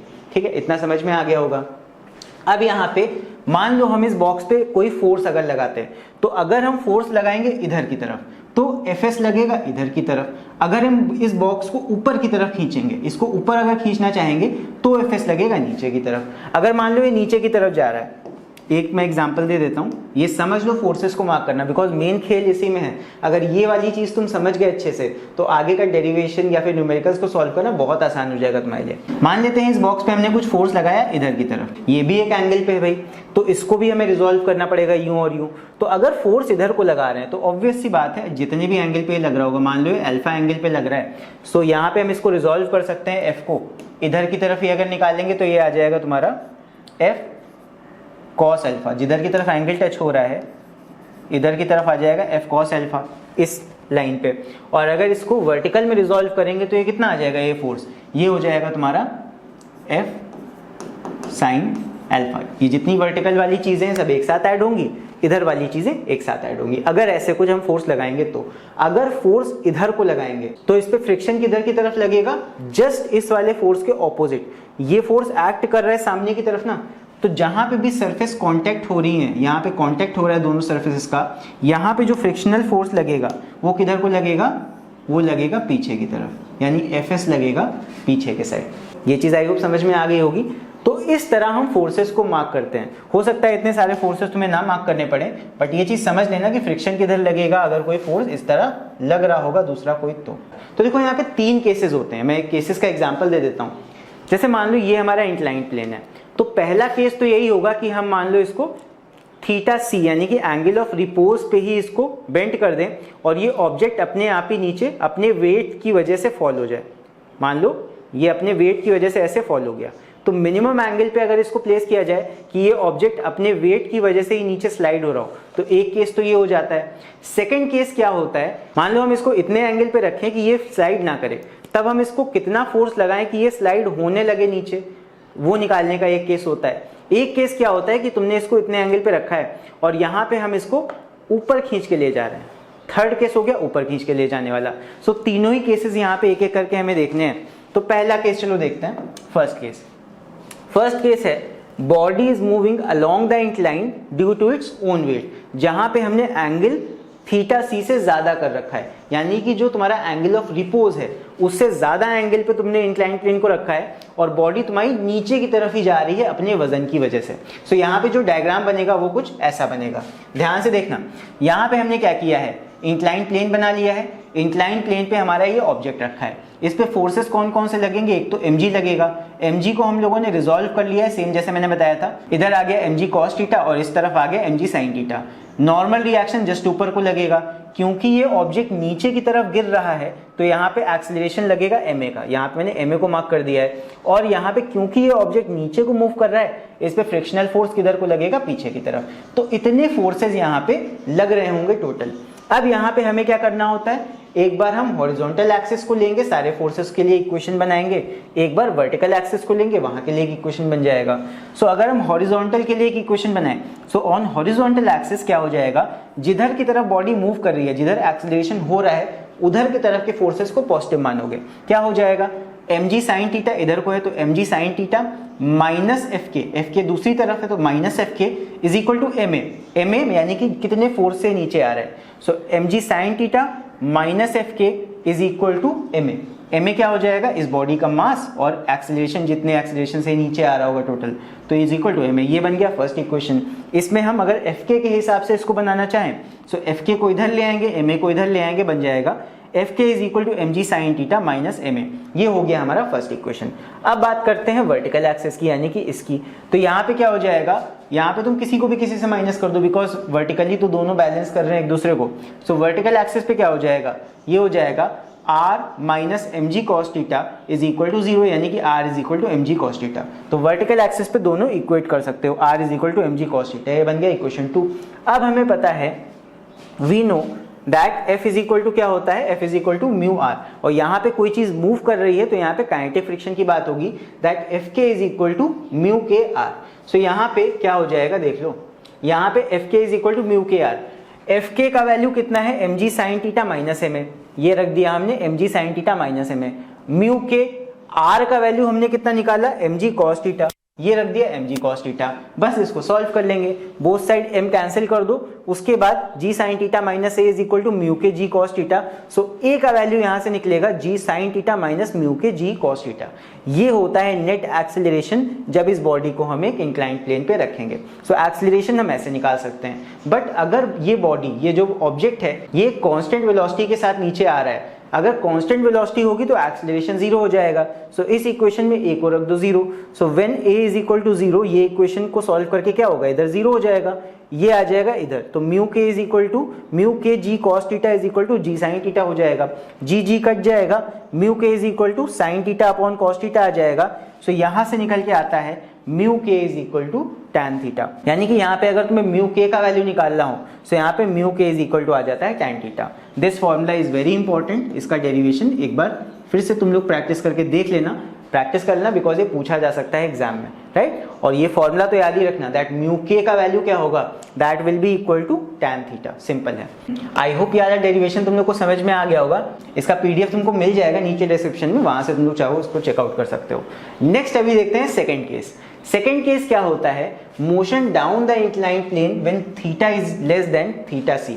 मान लो तुमने एंगल ऑफ रिपोज से कम एंगल पे रखा अपना प्लेन, मान लो ये प्लेन तुम्हारा थोड़ा सा ऐसे है कि ऑब्जेक्ट अपने आप नहीं गिर रहा, तो यहाँ पे हमें ये निकालना है कि मिनिमम हम कितना फोर्स लगाएं ऑब्जेक्ट पे कि ऑब्जेक्ट अपने आप फिर गिरने लगे। सो यहाँ पे मिनिमम फोर्स निकालने के लिए देखो वही चीज है, पहले क्या करोगे, ऐसे बनाओगे इंक्लाइंड प्लेन, फिर ऑब्जेक्ट बनाया, ऑब्जेक्ट पे फोर्सेस कौन कौन से लगेंगे वो मार्क करेंगे। ये आ जाएगा mg, फिर उसके बाद में mg को रिजॉल्व करो, mg cos थीटा आ गया, फिर इधर mg sin थीटा आ गया। फिर हमने माना कि एक फोर्स हमने लगाया है इसको नीचे ढकेलने के लिए, सो ये आ गया F। इस F को भी रिजॉल्व करना पड़ेगा। अब ये F मान लो अल्फा एंगल पे है, तो इसको इधर की तरफ रिजॉल्व करेंगे, आ जाएगा F cos अल्फा। इसको ऊपर की तरफ रिजॉल्व करेंगे, आ जाएगा F sin अल्फा। और क्योंकि ये ऑब्जेक्ट नीचे की तरफ मूव कर रहा है, तो ऑपोजिट डायरेक्शन में यहाँ फ्रिक्शन एक्ट करेगा। अब बस सारे यहाँ पे हमने रिजॉल्व कर लिए फोर्सेस, तो हॉरिजॉन्टल एक्सिस पे क्या होगा, ये हो जाएगा तुम्हारा नीचे की तरफ एक्सेलरेशन हो रहा है, सो ये हो जाएगा mg sin theta plus F cos alpha minus Fs, तो यानी कि Fs को उधर भेज दो, ये हो जाएगा इतना। और यहाँ पे a 0 मान रहे हो एक्सेलरेशन, तो इसीलिए Fs उधर आ गया। So mg sin theta plus F cos alpha is equal to Fs मैंने डायरेक्टली लिख दिया है, वरना फिर minus Fs is equal to 0 करते तब Fs को उधर भेजते, ये आता। फिर उसके बाद वर्टिकल एक्सिस की बात करें तो वर्टिकल एक्सिस पे r will be equal to क्या हो जाएगा, ये हो जाएगा mg cos अल्फा, और यहाँ पे अच्छा इस तरफ दो फोर्सेस हैं, ये हो जाएगा mg cos alpha is equal to r plus f sin alpha. देख लो r plus f sin alpha is equal to mg cos theta मैंने लिख दिया। फिर यहाँ पे इसको सॉल्व कर लेंगे तो r के लिए बन जाएगा r is equal to mg cos theta minus f sin theta. Now we know that f is equal to क्या होता है, म्यू एस आर।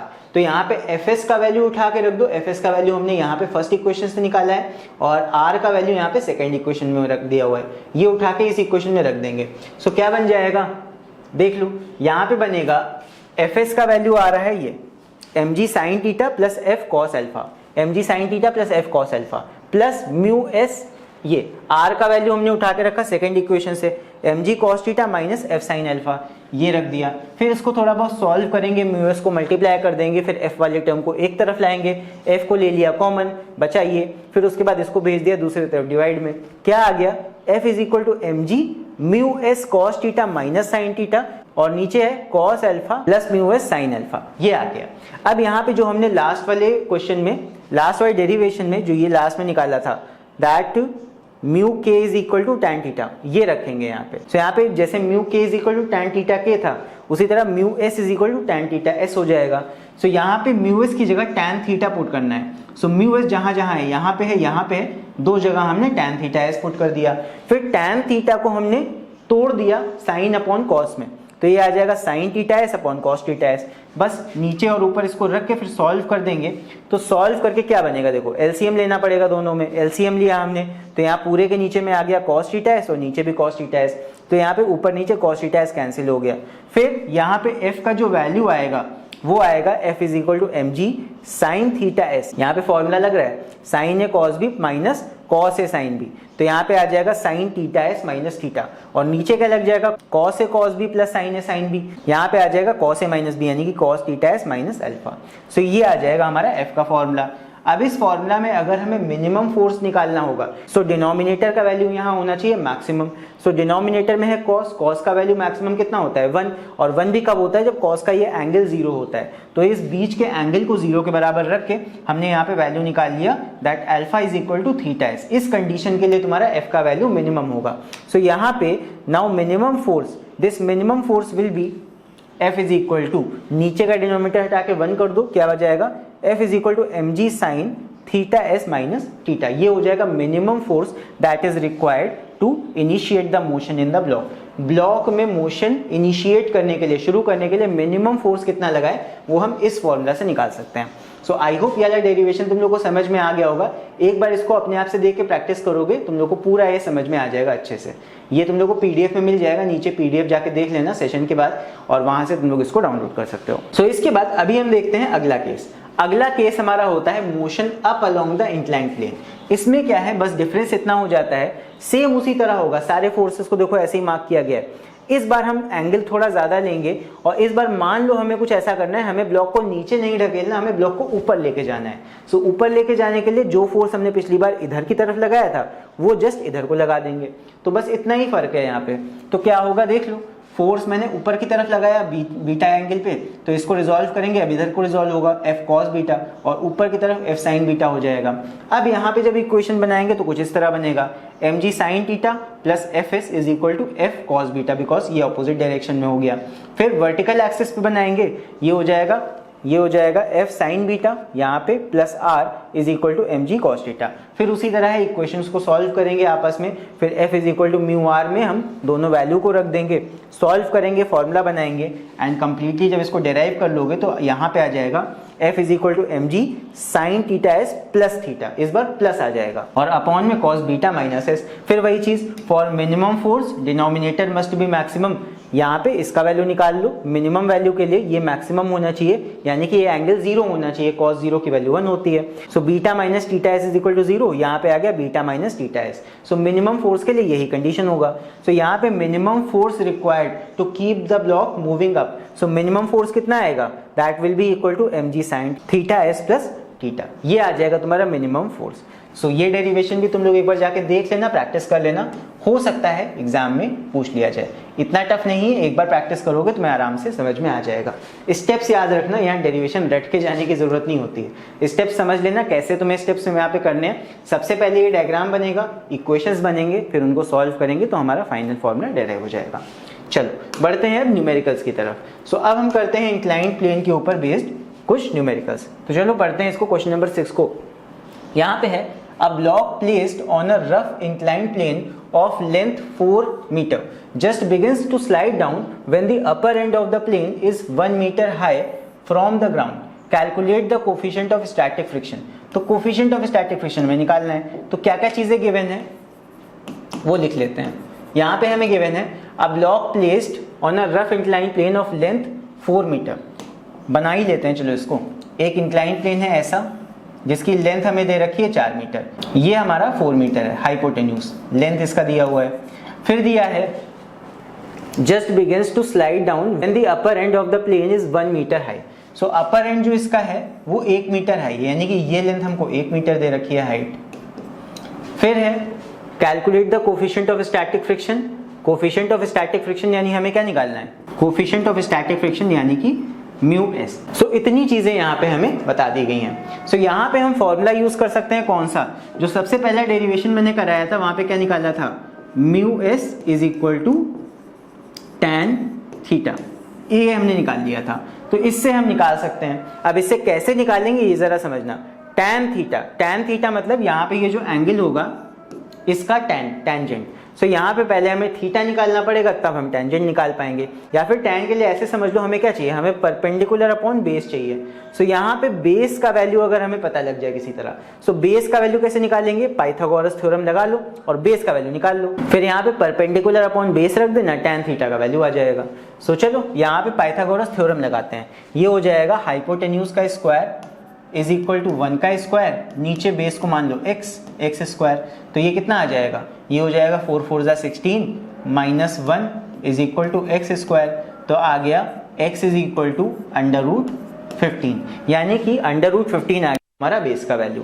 तो यहाँ से अगर हम म्यू एस का वैल्यू निकालें तो कितना आएगा, mu S is equal to tan theta का मतलब परपेंडिकुलर अपॉन बेस, परपेंडिकुलर 1 है, बेस का वैल्यू हमने √15 निकाला है, सो ये आ जाएगा 1 अपॉन अंडर √15। तो यहाँ से म्यू एस का वैल्यू कितना आएगा, इसके लिए हमें कैलकुलेटर की जरूरत पड़ेगी, तो साइंटिफिक कैलकुलेटर का यूज करेंगे 82ms। 82ms कैलकुलेटर का यूज करना नहीं आता है तो तुम मेरा ये वाला वीडियो जाके देख सकते हो, इसमें मैंने अच्छे से बताया कैसे हम इस साइंटिफिक कैलकुलेटर को यूज कर सकते हैं, ढेर सारी ट्रिक्स भी मैंने उसमें बताई हैं। तो यहाँ पे चलो इसका वैल्यू निकाल लेते हैं। सो यहाँ पे आ जाएगा 1 डिवाइड बाय अंडर √15। चाहो तो इसको ऐसे भी निकाल सकते हो, ये आ जाएगा कितना, ये आ जाएगा 0.258। अगर इसको बिना कैलकुलेटर के सॉल्व करोगे टाइम लगेगा, बट यहाँ पे हम √15 का वैल्यू कैलकुलेट कर सकते हैं, अपने आप निकाल सकते हैं, उसका भी तरीका होता है लॉन्ग डिवीजन मेथड, एंड वहाँ पे फिर निकालने के बाद फिर डिवाइड करके ये वैल्यू निकाल सकते हैं, बट कैलकुलेटर से निकाल लोगे तो जल्दी आ जाएगा। और साइंटिफिक कैलकुलेटर ISC बोर्ड में अलाउड होता है, CBSE एंड कॉम्पिटिशन्स में अलाउड नहीं होता है। सो आई होप क्वेश्चन समझ में आ गए होंगे। चलो इसके बाद बढ़ते हैं अभी अगले क्वेश्चन की तरफ, तो यही हो जाएगा हमारा आंसर, ठीक है। नेक्स्ट क्वेश्चन हमारा है ये, देखते हैं इसको। यहाँ पे है a body is in limiting equilibrium on a rough inclined plane at 30 degree with the horizontal। so यहाँ पे हमें दिया है कि एक इंक्लाइंड प्लेन है जिसका एंगल है 30 डिग्री, और यहाँ पे बॉडी हमारी जो रखी है वो इक्विलिब्रियम में है। फिर आगे है when the inclination is increased to 45 degree, फिर हमने क्या किया, थोड़ा ये एंगल बढ़ाया, 45 डिग्री कर दिया, बढ़ा दिया स्लोप, तो 45 डिग्री करने पे the body slides down with an acceleration, find this acceleration, take g is equal to 9.8। तब ये बॉडी नीचे एक एक्सेलरेशन के साथ मूव करने लगी, तो यही एक्सेलरेशन का वैल्यू हमें बताना है। तो कैसे बताएंगे, चलो देखते हैं। यहाँ पे सबसे पहले हमें दिया है कि फर्स्ट केस में बॉडी किस में थी, body was in equilibrium, limiting equilibrium. Limiting equilibrium का क्या होता है, मतलब देखो यहाँ पे ये है कि जब ये बॉडी ऐसे रखी है तो यहाँ पे इस पे कुछ वेट लग रहा होगा नीचे की तरफ, हमें नहीं पता कि बॉडी का मास कितना है, हमें नहीं दे रखा है, ये हो गया mg। तो यहाँ पे भी इसको रिजॉल्व करेंगे, इधर आ जाएगा mg cos 30 और इधर की तरफ आ जाएगा mg sin 30। और क्योंकि ये मूव नीचे को करेगी, मतलब करना चाहेगी, कर नहीं रही होगी, तो यहाँ पे जो फ्रिक्शनल फोर्स लगेगा वो लगेगा इधर की तरफ Fs, और यही फ्रिक्शनल फोर्स इसको रोकेगा, और कहीं ना कहीं ये दोनों इक्वल होंगे तभी तो ये तुम्हारा लिमिटिंग इक्विलिब्रियम में बॉडी होगा। तो फर्स्ट बॉडी के लिए अगर हम सॉल्व करें, देखो कैसे होगा सॉल्व। यहाँ पे हो जाएगा mg sin 30, sin 30 का वैल्यू हम डायरेक्ट रख सकते हैं, sin 30 का मतलब 1/2, तो mg sin 30 is equal to कितना हो जाएगा, Fs। सिंपल, हमने क्या किया, हॉरिजॉन्टल एक्सिस पे सॉल्व कर दिया, mg sin 30 यानी कि 1/2 इज इक्वल टू Fs हो गया। अब यहाँ पे Fs का वैल्यू क्या हो जाएगा, Fs is equal to mu S R होता है, तो यहाँ पे that will be equal to mu S R, और r का वैल्यू क्या होता है, ये r तुम्हारा ऐसे लगेगा ऊपर की तरफ, तो r will be equivalent to mg cos 30। So ये हो जाएगा तुम्हारा, r की जगह मैं डायरेक्ट रख रहा हूँ mg cos 30, ठीक है, और यहाँ पे तुम्हारा हो गया mg/2। तो बस इसको सॉल्व कर लो, ये आ जाएगा mg is equal to 2 mu S और mg cos 30, cos 30 का वैल्यू कितना होता है, cos 30 का वैल्यू होता है √3/2। ये 2 से 2 कैंसिल हो जाएगा, इधर m से m कैंसिल हो जाएगा, g से g कैंसिल हो जाएगा। सो ये कितना आ गया, यहाँ से म्यू एस का वैल्यू आ गया, इधर √3 को ले आओ, ये हो जाएगा 1/√3। सो म्यू एस का वैल्यू यहाँ से निकल के आ गया 1/√3। इसका वैल्यू हम यूज करेंगे आगे अभी। फिर इसके बाद के केस में हमसे क्या कहा गया था कि जब इंक्लाइंड प्लेन को हमने 45 डिग्री पे ऐसे ले लिया तो यहाँ पे ये एक एक्सीलरेशन के साथ मूव करने लगा। सो यहाँ पे क्या होगा देखना, यहाँ पे इस केस में क्या होगा, बॉडी में एक्सीलरेशन नीचे की तरफ हो रही है, तो जब नीचे की तरफ बॉडी मूव कर रही है तो इस पे फ्रिक्शन लगेगा पीछे की तरफ, जो कि होगा Fs, ठीक है। Fs का वैल्यू अब हम निकाल सकते हैं क्योंकि म्यू एस का वैल्यू हमें पता है। सो इस बॉडी पे mg लगेगा नीचे की तरफ, तो ये हो जाएगा mg cos 45, ये हो जाएगा mg, छोटा छोटा लिख रहा हूँ ध्यान देना, और ये हो जाएगा तुम्हारा इधर की तरफ mg sin 45, ये आ गया। अब यहाँ पे इसको सॉल्व कर लेते हैं रिजॉल्व करके, तो बस इक्वेशन बनाओ। यहाँ पे फ्री बॉडी डायग्राम का क्या हो जाएगा, एक्सेलरेशन नीचे की तरफ है तो इधर की तरफ वाला फोर्स पॉजिटिव, यानी कि हॉरिजॉन्टल एक्सिस पे देखो ये हो जाएगा mg sin 45। sin 45 का वैल्यू होता है 1/√2, मैं डायरेक्ट वैल्यू रख के कर रहा हूँ, उसके बाद इधर की तरफ और कोई फोर्स नहीं है, minus F S must be equal to M A, ये हो जाएगा एम ए का वैल्यू हमें निकालना है, ए का वैल्यू हम निकाल लेंगे। अच्छा यहाँ पे इसको सॉल्व करते हैं अभी, ये हो जाएगा M G by root two. F S का वैल्यू क्या होता है, F S is equal to mu S R, mu S R, mu S का वैल्यू अब हमें पता है, म्यू एस चाहे तो पहले एक बार लिख देते हैं, म्यू एस आर, आर का वैल्यू जो होगा एम जी कॉस थीटा होगा। क्यों, बिकॉज अब एक एंगल पे रखा है तो नॉर्मल रिएक्शन ऐसे होगा ना, ये नॉर्मल रिएक्शन होगा, तो इसके ऑपोजिट में एम जी कॉस 45 है, तो ये एम जी कॉस 45 हो जाएगा। और थीटा भी क्यों रख रहे हैं, कॉस 45 रखते हैं सीधे, ये आ गया is equal to M A, ये हो जाएगा एम ए का ही वैल्यू में निकालना है। तो सारे एम को तुम कैंसिल आउट कर सकते हो दोनों तरफ, टोटल एम को कैंसिल आउट कर दो पूरे इक्वेशन में से, एम एम हर जगह एम मल्टीप्लाई में, सब में से एम हट गया, क्या आएगा, जी का वैल्यू रख दो और सॉल्व कर दो। जी का वैल्यू हमें दे रखा है 9.8, तो ये आ जाएगा 9.8 डिवाइड बाई 2 माइनस ये आ जाएगा म्यू एस का वैल्यू कितना है 1/√3 हमने निकाला है, सो म्यू एस का वैल्यू रख दो 1/√3। आगे है जी का वैल्यू 9.8, cos 45 का वैल्यू कितना होता है 1/√2, ये आ जाएगा 1/√2 इज इक्वल टू ए। सो ए का वैल्यू निकालने के लिए इतना सॉल्व कर दो, यहाँ पे √2 लगाना हम भूल गए थे, डिवाइड बाय √2, चाहो तो इसमें कॉमन ले सकते हो 9.8 डिवाइड बाय √2, तब सॉल्व कर सकते हो, या फिर चाहो तो इसको कैलकुलेटर सॉल्व कर दो सीधे। तो इसको सॉल्व कर लेंगे, आ जाएगा 9.8 divide by √2 minus 9.8 divide by √6, तो ये आ जाएगा हमारा 2.9288 यानी कि 2.93, सो 2.93 मीटर पर सेकेंड स्क्वायर, ये आ जाएगा हमारा फाइनल आंसर। सो इतने एक्सेलरेशन के साथ यहाँ पे ये बॉक्स नीचे की तरफ जाने लगेगा जब हम 45 डिग्री पे इसको रखेंगे। सो आई होप समझ में आ गया होगा एल न्यूमेरिकल। सो अब ये अगला क्वेश्चन तुम लोग के लिए होमवर्क है, इस वाले क्वेश्चन को तुम लोग ट्राई करना एंड इसका आंसर तुम लोग मुझे कमेंट्स में लिख के जरूर बताना, ठीक है। तो ये होमवर्क क्वेश्चन तुम लोग के भरोसे है, इसका आंसर सब लोग कमेंट्स में लिख के बताना। अगर ये क्वेश्चन कर ले जाते हो तो मतलब तुम्हें चैप्टर अच्छे से समझ में आ गया है, ट्राई करके देखना, अगर नहीं आता है तो नीचे कमेंट्स में लिख के बताना, चाहो तो स्क्रीनशॉट ले लो इसका।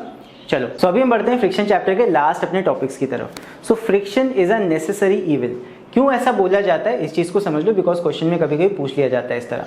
तो फ्रिक्शन देखो ऐसे तो इविल की तरह बिहेव करता है, जैसे कि मशीन के पार्ट्स जो तुम्हारे होते हैं फ्रिक्शन की वजह से डैमेज होते हैं, इसीलिए तुम गाड़ी में देखा होगा इंजन ऑयल डाला जाता है ताकि वहां पे लुब्रिकेशन हो, फ्रिक्शन कम हो। गाड़ी के टायर तुम्हारे चल चल के घिस जाते हैं और चप्पल चलते चलते तुम्हारी घिस जाती हैं, तो फ्रिक्शन एक तरह से नुकसान ही तो कर रहा है, लेकिन फ्रिक्शन ज़रूरी भी होता है। ज़रूरी क्यों होता है, क्योंकि नॉर्मल जो एक्टिविटीज़ हम कर पाते हैं जैसे कि चलना हो गया, वो फ्रिक्शन की वजह से ही होता है। कभी अगर तुम लोग बर्फीले इलाके में गए होगे, बर्फ़ के ऊपर चल के देखा होगा, या फिर मान लो अगर तुमने गीली मिट्टी के ऊपर चल के देखा होगा, तो वहाँ पे या फिर बाइक चलाई होगी तो पता होगा तुम्हें फ्रिक्शन की इंपॉर्टेंस कितनी होती है। अगर फ्रिक्शन ना हो तो वहाँ पे तुम स्लिप होके चल भी नहीं पाओगे, वहीं पे गिर जाओगे। सो इसीलिए friction is a necessary evil. Friction चलने के लिए इंपॉर्टेंट है, बाइक चलाने के लिए इंपॉर्टेंट है, कोई भी व्हीकल चल रहा है उसके टायर जो सड़क से फ्रिक्शन बना पाते हैं, उसी वजह से वो आगे बढ़ पाते हैं। एंड सोच के देखो, फ्रिक्शन नहीं होगा तो ब्रेक कैसे लगाओगे तुम गाड़ी का, है ना। तो ये कुछ चीज़ें हैं, friction is a necessary evil. Next बात कर लेते हैं, how can we reduce friction. Friction को हम खत्म तो नहीं कर सकते, बट कम कैसे कर सकते हैं। तुमने देखा होगा बाइक्स में इंजन ऑयल डाला जाता है, उनको बोला जाता है लुब्रिकेंट्स, लुब्रिकेशन किया जाता है वहाँ पे पार्ट्स का। सो बेसिकली हम ऑयल डालते हैं या फिर ग्रीसिंग कर देते हैं, जिसकी वजह से एक थिन लेयर क्रिएट हो जाती है between any two machine parts. तो जब मशीन पार्ट्स के बीच में लेयर आ गया तो आपस में फ्रिक्शन कम होगा, कहीं ना कहीं बीच में लेयर आ गई उसकी वजह से। सो हम क्या करते हैं, ऑयल एंड ग्रीसिंग कर देते हैं between the two surfaces, it creates a thin layer between the surface and the surfaces are no more in direct contact. तो यहाँ पे सर्फेस जब डायरेक्ट कॉन्टैक्ट में नहीं होंगी, बीच में एक लेयर बन जाएगी उस ऑयल की या लुब्रिकेंट की, तो उसकी वजह से फ्रिक्शन कम होगा। सो हम स्लाइडिंग फ्रिक्शन को रिप्लेस कर रहे हैं लिक्विड फ्रिक्शन से। लिक्विड वहाँ पे एक आ जा रहा है, ग्रीस या फिर तुम ऑयल डाल रहे हो वहाँ पे, जिसकी वजह से एक बीच में ऑयल की लेयर क्रिएट हो रही है। सो यहाँ पे तुम स्लाइडिंग फ्रिक्शन को कन्वर्ट कर रहे हो लिक्विड फ्रिक्शन में। तो एक और टाइप का भी देखो फ्रिक्शन ऐड हो गया, लिक्विड फ्रिक्शन। ये तुम्हारे कोर्स में नहीं है, बट जान लो कि ये भी एक तरह का फ्रिक्शन होता है। जैसे कि प्लेन तुम्हारा हवा में जाता है हवा भी एक तरह का लिक्विड ही तुम उसको मान लो, भले वो गैस है, बट वहाँ पे भी प्लेन जब जाएगा तो वो लिक्विड फ्रिक्शन का केस हो जाएगा। वहाँ पे हवा के फ्रिक्शन को रोकने के लिए प्लेन को एकदम स्ट्रीम लाइन बनाया जाता है। प्लेन मान लो एकदम ईंटे जैसा हो तो वो कैसे हवा में फ्लाई करेगा, इसीलिए प्लेन को एकदम नुकीले शेप का बनाया जाता है ताकि वो हवा को चीरते हुए आगे जा सके और वहाँ फ्रिक्शन कम से कम हो। फ्रिक्शन वहाँ पे ड्रैग के नाम से जाना जाता है। तो ये सारे टॉपिक्स थे तुम्हारे इस चैप्टर के। आई होप तुम लोग को ये चैप्टर अच्छे से समझ में आया होगा। अगर ये चैप्टर समझ में आया हो तो इस वीडियो को लाइक जरूर करना, एंड अगर इस चैनल पे नए हो तो चैनल को सब्सक्राइब भी करना और साथ में बेल आइकन को प्रेस करना, बिकॉज अभी मैं फिजिक्स के और भी वीडियोस लाने वाला हूँ एंड साथ में और भी सब्जेक्ट्स के ढेर सारे वीडियोस आने वाले हैं, तो इस चैनल पे बने रहना। एंड अगर तुम लोग क्लास 11 फिजिक्स के और भी पिछले वीडियोस देखना चाहते हो तो तुम लोग इस वाली प्लेलिस्ट को चेकआउट कर सकते हो, इसका लिंक तुम्हें नीचे डिस्क्रिप्शन में मिल जाएगा। सो इसी के साथ चलो फिर मिलते हैं हम नेक्स्ट वीडियो में। Till then take care, see you and bye bye.